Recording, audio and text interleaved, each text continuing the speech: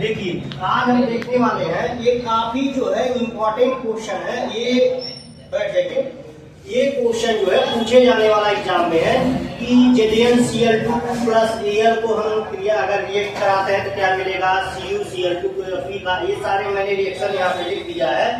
तो पहले हम इसको तो जान रखे, पहले हम ये देखते हैं ये जो रिएक्टिविटी है मेटल, ये सारे जो हम लिखे हैं ये सब मेटल है आपका। लिथियम हो गया, पोटेशियम हो गया, सोडियम हो गया, calcium, magnesium, aluminium, zinc, ferrous, Pb मतलब लेड है, hydrogen, copper, Hg, Ag, Pg, ये सारे जो हमारे मेटल है मतलब धातु है आपके। अब हम ये देखेंगे सबसे ज्यादा रिएक्टिविटी किसकी रहेगी, तो सबसे ज्यादा रिएक्टिविटी किसकी रहेगी, लिथियम की, पोटेशियम की।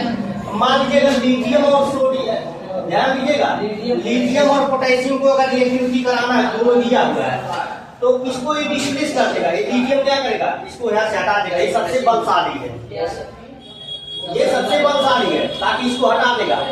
अब जैसे मान लीजिए ZnCl2 है, यहाँ पे Al लिखा हुआ है। अब देखिए Zn यहाँ पे Al ऊपर है, तो इसीलिए क्या करेगा, Zn क्या करेगा, यहाँ से जो है ध्यान दीजिएगा। अब यहाँ पे रिएक्टिविटी क्या लेस हो रही है, घट रही है। यहाँ से रिएक्टिविटी इसकी क्या हो रही है, घट रही है। इसीलिए ZnCl2 है, यहाँ पे Al है, तो यहाँ पे क्या हो गया, AlCl3 प्लस Zn हो गया, ठीक है। लेकिन भाई इसको हटा देगा ना ये, तो क्या करना है, Al जो है इसको हटा करके, जिंक को हटा करके यहाँ पे, अभी बैलेंस वाला मत समझिए, अभी हम बता रहे हैं बैलेंस को। तो ZnCl2 है और Al है, तो Al क्या करेगा, Zn को यहाँ से भगा देगा, क्योंकि Al की जो रिएक्टिविटी है जिंक से क्या है, ज्यादा है। इसीलिए मैं सीरीज लिख दिया हूँ, आपको ये पता होना चाहिए, ठीक। फिर अगला आइए, यहाँ पे Fe लिखा हुआ है, कॉपर कहाँ है, यहाँ पे। अच्छा बलशाली ये है कि ये है, नीचे जब डिक्रीजिंग आर्डर में लिखा तो Fe बलशाली है, इसका मतलब क्या करेगा, इसको यहाँ पे भगा देगा। कॉपर को क्या करेगा, भाग यहाँ से, चल यहाँ निकल जाओ, समझ में आ रहा है। तो इसको निकाल करके फिर क्या करेगा, यहाँ पे देखिए CuCl2 Fe लिखा हुआ है, तो FeCl2 प्लस Cu मैंने लिख दिया। मतलब क्या करेगा, अरे जैसे मान लीजिए कोई चीज है, मान लीजिए बलशाली है, उससे ज्यादा रिएक्टिविटी है, पावरफुल है। अब मान लीजिए आपको खाली सामने खड़ा कर दिया जाएगा, क्या होगा, जीरो हो जाएगा, फूंक देगा तो हम उड़ जाएंगे आप, समझ में आ रहा है। तो उसी तरीके से ये भी आपका, ये सारे हमारे मेटल हैं, सारे एलिमेंट हैं, मेटल हैं। तो हम ये देख रहे हैं, मान लीजिए कहीं पे है, ध्यान दीजिए, सुनिए, Fe है, Fb है, तो अगर हम इसका क्रिया कराएंगे तो FeSO4 कहीं लिखा हुआ है, कहीं PbSO4 मान लीजिए, या Pb2 लिखा है, या Pb2 लिखा हुआ है, अगर लिखा हुआ है तो ये क्या करेगा, Pb को हटा के ऑक्सीजन हटा देगा, उसके बाद ले आकर के भगा देगा, मारेगा, इसको भाग यहाँ से, तो उससे हम पावरफुल है। जैसे नहीं होता, बलशाली लोग क्या करते हैं, जाके जमीन कब्जा कर लेंगे, मतलब रिएक्टिविटी इसकी क्या है, ज्यादा है, ज्यादा पावरफुल है, इसलिए उसको क्या करेगा, अब दब के भाग भाई जान बचाओ भाई, इससे बलशाली है, भागो भागो हाल है। तो ऐसे ही देखिए, इसको आप जीवन लाइफ में लीजिए, तब आपको समझ में आएगा। ऐसे थोड़ी ना होता खाली अगर ये हो गया, तब आप सुन बटा सन्नाटा जान पाएंगे। आप ये पता होना चाहिए सिर्फ, उसके बाद साथ में क्रिया करेंगे। और पहले चैप्टर जिसका तैयार नहीं है तो आप बैलेंस नहीं कर पाएंगे, ये भी जान लीजिए, क्योंकि पहले एक चैप्टर में जो है बैलेंसिंग भी सिखाया गया है, जो केमिकल रिएक्शन दिया है, पहला वाला चैप्टर है, उसमें पूरा है आपका। तो ZnCl2 प्लस Al, यहाँ पे मैंने क्या कर दिया, अब हमने बैलेंस करने के लिए क्या किया, अब लॉ ऑफ मास कंजर्वेशन क्या होता है, क्रिएटेड, लेकिन लॉ ऑफ केमिकल इक्वेशन के अनुसार, लॉ ऑफ केमिकल इक्वेशन के अनुसार भैया जितना रिएक्टेंट है उतना ही प्रोडक्ट होना चाहिए। अगर हम आपको दे दिए हैं पानी और चीनी दे दिए हैं, 1 किलो पानी दिए हैं, 1 किलो चीनी दिए हैं, अगर दोनों घोलेंगे तो 2 किलो होगा ना, 1 किलो 2 किलो हुआ, तो प्रोडक्ट भी जो हमको रसावा जो मिलेगा वो 2 किलो मिलेगा। अगर आपने नहीं दिया उतना बना करके तो समझ जाएंगे आप चीनी चोरी कर ली है, इसका मतलब चीनी चोर है, समझ में आ गया। तो ठीक है। अब जैसे देखिए, अभी पानी अलग था, चीनी अलग था, पानी अलग था, चीनी अलग था आपको। तो जब पानी और चीनी अलग है, अभी इसका अब हम तो रस थोड़ी बोलेंगे, जब पानी या चीनी मिल जाएगा तब ना उसको रस बोलेंगे, तब हमारा प्रोडक्ट बन गया। अभी जो हमारा है अभिकारक है, हिंदी में क्या बोलते हैं, अभिकारक। ए प्लस बी और कोई दे रहा है सी दे रहा है, तो ये हिंदी की प्रोडक्ट बोलते हैं इंग्लिश में, हिंदी में क्या बोलते हैं, उत्पाद। और इसको क्या बोलते हैं, रिएक्टेंट, मतलब अभिक्रमक।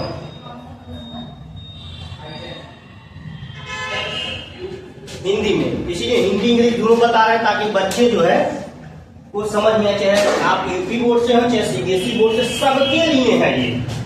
जान लीजिए जरूर आता है क्वेश्चन से, मोस्टली जो है, अगर भाग्य खराब रहेगा तो नहीं आएगा, नहीं तो मोस्टली जरूर आता है आपको। अगर पिछले साल नहीं आया इस साल आएगा, जान लीजिए, जो मैं वीडियो रिकॉर्ड कर रहा हूँ। तो ZnCl2 प्लस Al जो है तो क्या बना दिया, 3ZnCl2, मैंने बैलेंस किया इसको, ZnCl2 था, लिखा Al था। अब यहाँ पे मैंने क्या किया, यहाँ पे 3Zn है तो यहाँ पे 3Zn कर देंगे, और यहाँ पे 2Al है तो क्या है 2AlCl3, क्योंकि यहाँ पे कितना 3 गुना 6 है क्लोरीन, यहाँ पे भी 3 गुना 6 है। एल्युमिनियम कितना था, 2 था, तो हो गया, ठीक है। हाँ हाँ ठीक। अब कॉपर क्लोराइड है और लोहा है, तो ये क्या करेगा, कॉपर को भगा करके वहाँ पे Fe आ जाएगा, FeCl2 और Cu बन जाएगा। यहाँ पे देखिए, अब ये जो है आपको न्यूट्रल है, देख लीजिएगा आप मॉडर्न पे जाके केवल पढ़ रहे हैं हाइड्रोजन ऐसा दिखे जिसे बोलते हैं हमारा, जो दोनों जगह ये न रहे। अभी आज तक उसका निर्धारण नहीं हो पाया पीरियोडिक टेबल में। तो धनायन के एनायन कैटायन दोनों का, धनायन कैटायन दोनों बनाता है, वो हाइड्रोजन फैमिली की तरफ बिहेवियर करता है। और आके आपको जो है, जो फर्स्ट वाला ग्रुप है उसमें हेलिंगना तरफ से फरियाद जो है उससे भी मिलता है, इसीलिए उसका आज तक जब निर्धारण नहीं हो पाया हाइड्रोजन का, इसीलिए कैटायंस और एनायंस दोनों बनाता है हाइड्रोजन, ठीक है। अब ध्यान दीजिए, तो इसीलिए अब क्या करेंगे, सोडियम और हाइड्रोजन भगा देगा, Na2SO4, इसमें देखिए Na2O, यहाँ पे भी देखिए ये लिखा हुआ है Na2O H2SO4, इसमें कुछ नहीं करना है, डायरेक्ट आप क्या करेंगे Na2SO4 H2O लिख देंगे। यहाँ पे क्या है, मैग्नीशियम ऑक्साइड प्लस H2O, तो क्या करेगा, Mg जो है हाइड्रोजन घटा देगा, क्योंकि Mg क्या है, ऊपर है, हाइड्रोजन क्या है, नीचे है, इसकी वजह से जो है MgO H2SO4, तो क्या हो जाएगा MgSO4 प्लस H2O हो जाएगा। ZnO प्लस H2O, अगर हम जो है ZnO को H2SO4 के साथ क्रिया कराते हैं तो ZnSO4 प्लस H2O मिल जाएगा। अब देखिए, फिर ZnO को हम सोडा लायन, इसी को क्या बोलते हैं, सोडा लायन बोलते हैं, इसी को, इसको क्या बोलते हैं, सोडा लायन बोलते हैं, ठीक। तो क्या मिल जाएगा आपको, Na2 ZnO2 प्लस H2O। तो ये आपकी जो इम्पोर्टेंट जो है चीज हो गए, जो आपके एग्जाम में बहुत पूछे जाते हैं, ठीक है। अब जैसे पीछे भी मैं बताया हूँ आपको, देखिए, जैसे मान लीजिए मैंने आपको बताया था कि जो आपको मेटल है, metal plus non metal, metal तो क्या बनाएगा, जैसे मान लीजिए हाइड्रोजन है और प्लस क्लोरीन है, तो क्या बनाएगा, HCl बनाएगा, ठीक है ना, समझा गया, क्या बनाएगा, HCl बनाएगा। अब जैसे मान लीजिए मैं पीछे का बता देता हूँ क्वेश्चन, जैसे मान लीजिए आपको आया है, पीछे जाइए, पीछे आप देखिए, जैसे मान लीजिए दिया है धातु को ऑक्सीजन के साथ क्रिया कराएं, तो धातु को जो है हम ऑक्सीजन के साथ क्रिया करा रहे हैं Na+O, ठीक है ना। तो यहाँ पे हमने क्या किया, N2O, तो यहाँ बैलेंस करने में क्या पड़ गया, तो धातु को हम जो है मेटल को प्लस ऑक्सीजन के साथ क्रिया करा रहे हैं, तो क्या मिलता है, मेटल ऑक्साइड मिल जाएगा। तो क्या लिखते हैं उसी को, मतलब धातु ऑक्साइड से कहते हैं, धातु ऑक्साइड मिल जाएगा, ठीक, समझ आ गया। ऐसे बहुत सारे, मान लीजिए मैग्नीशियम ऑक्साइड MgO के साथ क्रिया कराइए, तो क्या मिल जाएगा, MgO मिल जाएगा। आपसे क्वेश्चन यही पूछेगा कि मेटल को हम ऑक्सीजन के साथ क्रिया कराते, अगर नाम दे देगा तो भाई बाधित करेगा सोडियम, पोटेशियम, मैग्नीशियम, तब उस हिसाब से करना रहेगा। लेकिन अगर आपके क्वेश्चन में ये आ जाएगा कि मेटल को जो है हम ऑक्सीजन के साथ क्रिया कराते हैं तो क्या मिलेगा, तो मेटल ऑक्साइड आपको मिल जाएगा। क्या मिल जाएगा? मेटल ऑक्साइड मिल जाएगा। अब आगे देखिए, ऐसे अब मेटल में है क्या, सब क्रिया हो गया है आपका, तो सबके साथ करा दिएगा, सोडियम, पोटेशियम, मैग्नीशियम सबके साथ आप करा सकते हैं, ठीक है। अब आगे आइए, और क्या मैंने बताया है, ध्यान दीजिए, धातुओं को जल के साथ क्रिया करा, मतलब मेटल को जो है हम वाटर के साथ क्रिया कराते हैं, तो मेटल को जो है हम क्या कराएंगे, वाटर के साथ क्रिया करा देंगे, तो क्या बनाएगा, मेटल ऑक्साइड बन जाएगा। मेटल क्या बनाएगा, hydroxide plus hydrogen, hydroxide plus hydrogen, यह शून्य निकलेगा। चलिए कोई हम मेटल ले लेते हैं, ठीक है ना, कोई भी हम मेटल ले लेते हैं, मान लीजिए हम सोडियम ले लिया, यानी प्लस H2O, क्या मिल जाएगा, NH2O प्लस H2 मिल जाएगा, तो मेटल क्या आ जाएगा, हाइड्रोक्साइड आ जाएगा आपको, ठीक है ना, मेटल हाइड्रोक्साइड आ जाएगा। अगर अब इसमें देखिए, इसमें भी है ठंडे जल और गर्म जल दे दिया है, तो ठंडे जल के साथ क्रिया कराएंगे तब क्या मिलेगा, गर्म जल के साथ क्रिया कराएंगे तभी दोनों में जो है नहीं, तो उसमें दिया रहेगा। अगर जैसे मान लीजिए ठंडा जल रहेगा, ठीक है ना, क्या रहेगा, ठंडा जल रहेगा तो एक्सोथर्मिक हो जाएगा, ठीक है ना, और गर्म जल रहेगा तो क्या हो जाएगा, इंडोथर्मिक हो जाएगा, मतलब उसमें रेजिस्ट करेगा ना, तो उस हिसाब से आप देख लेंगे।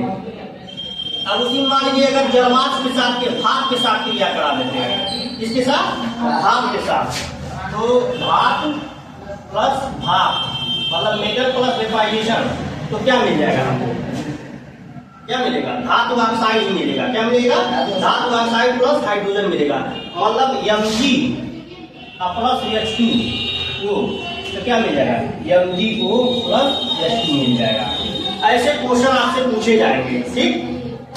अब आइए अगला क्वेश्चन ये है आपका, देखिए मैं कोई चीज बता रहा हूँ सब आपको, सारा जो है कोई चीज ही मैं बता रहा हूँ, एक वीडियो और मैं डाल दूंगा, इससे पहले का जो बेसिक चीजें धातु और धातु किसे कहते हैं वो भी मैं डाल दूंगा, डिस्क्रिप्शन में आप देख लीजिएगा, वो भी आपको मिल जाएगा। तब तक इधर के आप देखिए, ठीक है ना, हाँ तो ध्यान दीजिए। अब हम क्या कर रहे हैं, जैसे अगला रिएक्शन हमारा ये है कि reaction of metal with the diluted acid, मतलब हम क्या कर रहे हैं, धातु मतलब मेटल प्लस क्या लिखा हुआ है, धातु और किसके, मेटल मतलब किसके साथ क्रिया कराना है, धातु और किसके साथ, कौन आप हम जो एसिड के साथ क्रिया करा रहे हैं, एसिड के साथ, ठीक है, ठीक है। तो धातु में आप लिख दीजिए Zn प्लस H2SO4 ले लीजिए, तो क्या मिल जाएगा, ZnSO4 मिल जाएगा, ठीक है ना। कोई और ले लीजिए आप ले लीजिए हाइड्रोजन प्लस HCl, यहाँ पे NaCl ले लीजिएगा, तो क्या हो जाएगा, NaCl प्लस H2 मिल जाएगा, यहाँ पे कर दीजिएगा, ऐसे बैलेंस हो जाएगा, ठीक है ना। तो ध्यान दीजिए, एक चीज आप ध्यान दीजिएगा, जब हम मेटल को एसिड के साथ क्रिया करा रहे हैं तो हमको क्या मिला है, यहाँ पे जो हमारे पास जो भी मिलेगा हमको, तो क्या मिलेगा हमको, धातु जो है नॉन साल्टी टाइप में मिलेगा, मेटल साल्ट प्लस हाइड्रोजन मिलेगा, ठीक। हाँ, तो एसिड और बेस के साथ अभी मैं वो भी बता दे रहा हूँ, ठीक है ना। तो ये हो गया। अब हम कर रहे हैं कि जैसे हमारे एल्यूमिनियम ले लिया हमने, अब प्लस H2SO4 ले लिया, तभी उसको क्रिया कराइए, तभी आपको मिल जाएगा, ठीक है ना, Al2SO4, ठीक है ना, क्या मिल जाएगा, Al2SO4 मिल जाएगा, ठीक। लेकिन ये जब बैलेंस कर लीजिएगा, ठीक है ना, आपके पास क्या मिल जाएगा, H2 मिल जाएगा। ठीक, अब देखिए आगे देखिए और क्या है, आप HCl के साथ क्रिया करा दीजिए ना, JBl को HNO3 के साथ क्रिया कराएंगे तब भी आपको वही मिलेगा। ठीक, अब देखिए धातु को अन्य धातुओं लवणों के साथ क्रिया कराने पे क्या मिलता है, ठीक है ना। तो जैसे मान लीजिए फेरस हो गया, वो कॉपर सल्फेट हो गया, फेरस प्लस कॉपर सल्फेट हो गया, तो आप जान ही रहे हैं कि फेरस सल्फेट हो जाएगा और प्लस कॉपर हो जाएगा। भाई इसकी एक्टिविटी फेरस की ज्यादा है कॉपर की अपेक्षा है, जिसे इसको डिस्प्लेसमेंट करके वो बना दिया। अब देखिए इसी को अगर हम बोल दें कि एग्जाम्पल में आपको जो है डिस्प्लेसमेंट रिएक्शन दी है, क्या है, आप पहले चैप्टर में पढ़े हैं, क्या है, डिस्प्लेसमेंट रिएक्शन है। इसको क्या कर रहा है, डिस्प्लेस कर रहा है, इसीलिए डिस्प्लेसमेंट रिएक्शन हो जाएगा। ठीक है ना, ये जितने सारे मैं लिखा हूँ सब डिस्प्लेसमेंट रिएक्शन है, ये जितना मैं सब लिखा हूँ सब डिस्प्लेसमेंट रिएक्शन है, जितना दिया हूँ। मतलब हिंदी में बोलते हैं विस्थापन अभिक्रिया, क्या बोलते हैं, विस्थापन। अच्छा बताइए इसको, यहाँ पे मान लीजिए आप यहाँ बैठे हैं और सुनील यहाँ बैठे हैं, अंगद वहाँ बैठे हैं, आप लोगों को विस्थापित कर दे, आप अपने उनके जगह बैठना चाह रहे हैं, तो बलशाली है तभी उसको हटा के बैठ पाएंगे। तो वही चीज यहाँ भी मैं बता रहा हूँ। ठीक, हाँ, अब आगे देखिए, अब जो मैंने सीरीज में बताया ही था, ठीक, अब धातु तथा अधातु के मध्य अभिक्रिया। अब बताइए अगर अक्रिय गैस के साथ हम क्रिया कराएंगे कुछ होगा, कुछ नहीं होगा भाई, वो पूरी तरीके से पेट भरा हुआ है। अच्छा मान लीजिए कुछ आप जो है सारा चीज आपको पता है, तो आप कोचिंग पढ़ने आएंगे, कहेंगे सर हमको पेट भरा हुआ है, जिसका मतलब वहाँ